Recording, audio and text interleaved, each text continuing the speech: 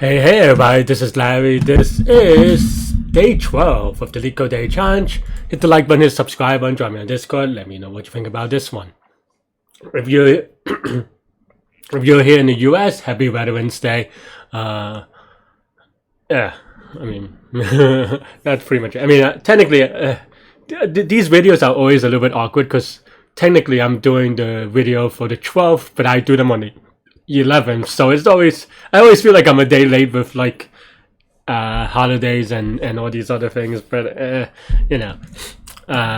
magic of internets, I guess. But anyway, let's take a look at today's problem. 2070 most beautiful item for each query. You're given a 2D integer array items. I'm so used to saying nums that I didn't even read it, right? But nums. Items where items sub-I is equal to price and beauty. You're also given a 0 index integer array queries. For each query sub-j, you determine the maximum beauty of an item whose price is less than or equal to query sub-j. If no such item exists, then the answer to this query is 0. Return an array of ends of the same length of queries where ends of sub-j is okay. So what is the query again? The maximum beauty of an item whose price is less than or equal to queries. Okay. I mean, everything is 10 to the 9 suggests that it's gonna probably be a binary search, or some sort of n log n anyway, right? Because the reason why is I say that is just because if it was small enough, then maybe you can do some prefix sum e type solution, and you still maybe kind of can because there's only 10 to the 5th number of items and queries, so you could do some like numbers renormalization type thing, or what's it called? Coordinates compression. I mean, maybe is it? I don't think that's technically a renormalization, but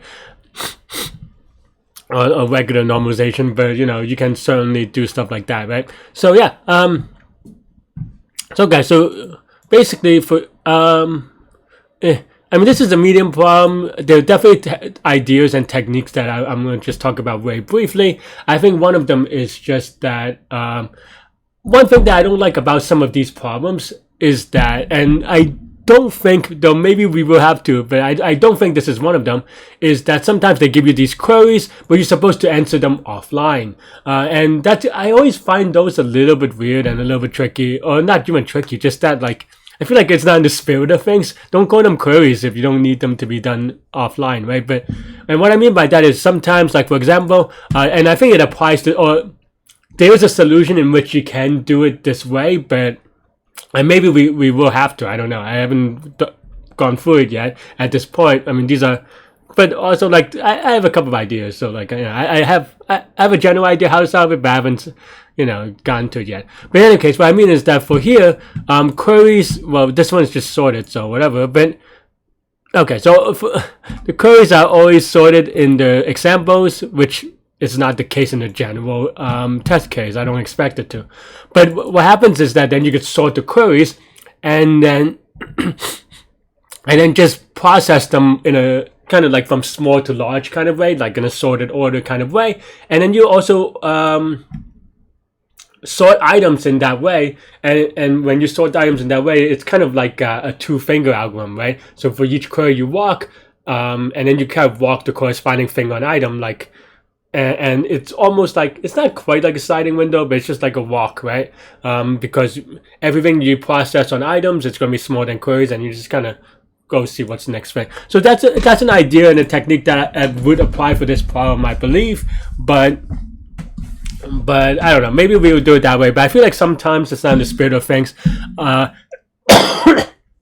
And I can expect that if your question at this point, it was like, Larry, what do I do in an interview? Which way do I do it? Well, I mean, the short answer is that, as I always say, all these things, when you're solving things on Leetcode, there's no one to talk to, right? I mean, yeah, maybe you could go to Discord, hint, hint, now, and ask questions, whatever. But in general, like, I don't know. I mean, and I complain about this a lot even on, like, contests and stuff like this, right? Like, some of these problems are just, like, mind-reading specific things of the problem writer or something like this, right? But my point there is that, yeah, when you're subbing it on Leetcode, you don't know because, it can go any number of ways. So when you practice the things that you want to get better at, right? Whichever one you're worst at, try it, or even do it both ways, right? Multiple ways. You're here for practice. You're not like solving problem and have the number of problems solved as a proxy. But if you solve the same problem like 3 different ways, you're still going to learn more than, you know, solving, I don't know, 2 problems maybe. I don't know, whatever, right? Whatever the math is. But you know what I mean? It's like the same as solving 3 problems almost, give or take. I don't know, right? But yeah, but on an interview, that's the beauty of an interview. I mean, okay, I know that there are OAs or online assessments and stuff like this, which is the same, I suppose, in that sense. But when you're doing a live interview, well, you're there with a person for a reason, right? And so as a result, talk to that person, talk to your interviewer, be like, okay, so I'm thinking of X, Y, and Z. Talk about all the things that I just said, basically, and be like, okay, so can I do it this way? Can I do it that way? Right? Just ask before you code. Ask before you really dig deep into it, and you know, whichever way they lead you, that's fine, right? I mean, that's the point of communication, is that if you don't know, you ask. You don't have to read minds on an interview. You can ask. And if they don't want to tell you, they could just tell you they don't want to tell you. But you know, I think for the most part, for clarification, it's pretty straightforward.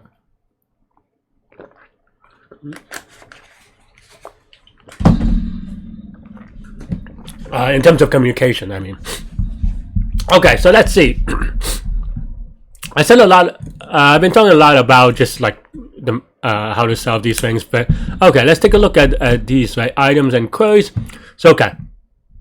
So for each query, we will want to get, so items as price and beauty. So for each query, we want to get the maximum beauty. So it's almost like a prefix answer thing. So there is, I think there, you know, if I want to stay live, I think there are ways to do it. For example, I can do something like items.sort, right? And now that we sort the items, yeah, now that we sort the items, what does sorting the items do? Well, it sorts them by price and then the beauty as a tiebreaker. So then in a way, if you kind of scan from left to right, then now you, on the items, then you should be able to construct a running max, right, of all the beauties that you can do. Something like this, for example, right? So maybe like, how do I want to say? How do I want to write it? And you don't even I mean, I know that price can be duplicated, but I don't think it even matters that much for this particular problem.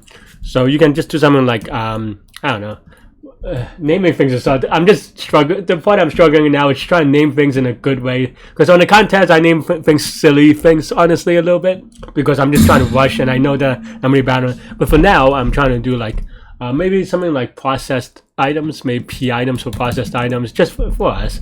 Maybe I would write it out if I was in an interview, but yeah.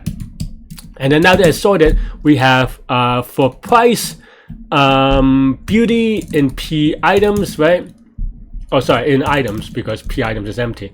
And then we have like maybe best is equal, or like best is max beauties so far. And of course, since we're scanning, that means that as the price goes up, everything that we've seen before is inclusive of all the price that we've seen, right? So it is kind of like a prefix sum-y kind of way, if that makes sense. But yeah, but then now best is equal to max B and best, right? And then P items append P and best. And this is basically it. We just converted from B to the higher of the previous items, right? And then now, if you look at P items, which is processed items, you will now have, well, the price is still in increasing order because we sorted it. That didn't change. But the beauty is that now, because we're doing max, this is also going to be a monotonically increasing function, right? But I guess actually, yeah, I think I lied on this one. In that price tiebreaker does matter, and the one case the way it matters if you have like, I don't know, just a very base case of like maybe 2, 5, and then if it's sorted, then just 2, 6, 2, 7, whatever, right? And if you binary search on 2, it will give you 5 because it processed the other things first, right? So actually, what we should do is actually as a tiebreaker, put the higher beauty first, so that now if we if we sort, we want actually this to be 7, 6, 5, so that on numbers that share the same items, we already have to max out the later ones. So yeah, so actually we want to key is equal to lambda item, item of 0 is fine, which is what we did, and then negative item 1 to kind of sort it the other way. Right. Okay, so now I think we're good. So yeah, definitely almost a silly mistake, but you know, they're all silly for me. I feel like I make a lot of mistakes actually, silly or not. But in any case, yeah, now we could go through queries, right? So for Q in queries, we'll set up the answer array. All we have to do now is just binary search, right? So we have items, we have bisect, but bisect left, and we want to do bisect left because we want it to be less than or equal to, right? So that means, yeah, okay. I mean,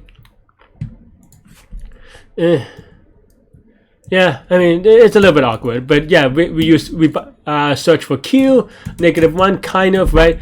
I think the thing is that we want it to be still smaller, so this is actually bisect left will give you the one where the price is this exactly Q, so, and that or greater, right? In the case that there's no Q doesn't exist. So actually, what I want would then be bisect left of Q plus 1. There also maybe I mean, it's just so that you now match on the Q plus 1, so that everything is going to be smaller. Another way that you can think about it is like Q but infinity or something like that, so that as the second item, so that it goes strictly more, right? And the reason why we want strictly more is so that we can use index -1 as the one that is less than or equal to, and we want to make sure that it exists, and it exists to if it's greater than or equal to 0. And then now yeah, if this is the case, then we just append